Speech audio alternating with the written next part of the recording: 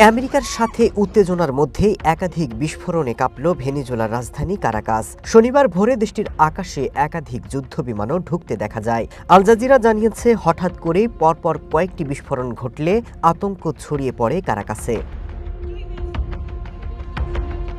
এই ঘটনার পরই ভেনেজুয়েলার সরকার দাবি করেছে দেশটির একাধিক স্থানে হামলা করেছে আমেরিকা। সেই সাথে আমেরিকার বিরুদ্ধে পাল্টা হুঁশিয়ারি দিয়ে দেশ জুড়ে জরুরি অবস্থা জারি করেছেন প্রেসিডেন্ট নিকোলাস মাদুরো সরকার।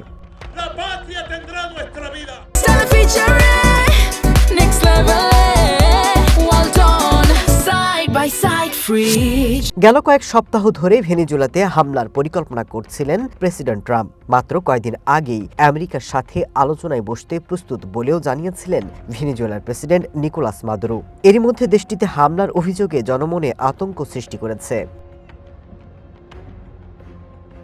এসব হামলায় ভেনেজুয়েলার একটি গুরুত্বপূর্ণ সামরিক সদর দপ্তর এলাকা পুরোপুরি বিদ্যুৎ বিচ্ছিন্ন হয়ে পড়েছে। দেশটিতে হামলার পর প্রতিক্রিয়া জানিয়েছেন কলম্বিয়ার প্রেসিডেন্ট গুস্তাভো পেত্রো। ভেনেজুয়েলায় হামলা চালানো হয়েছে দাবি করে অবিলম্বে আন্তর্জাতিক সম্প্রদায়কে সহায়তার আহ্বান জানান তিনি।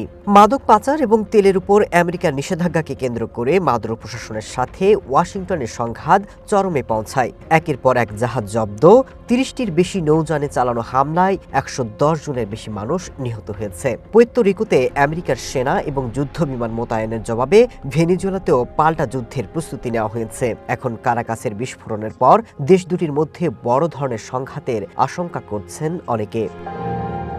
Masud Rana, one international desk.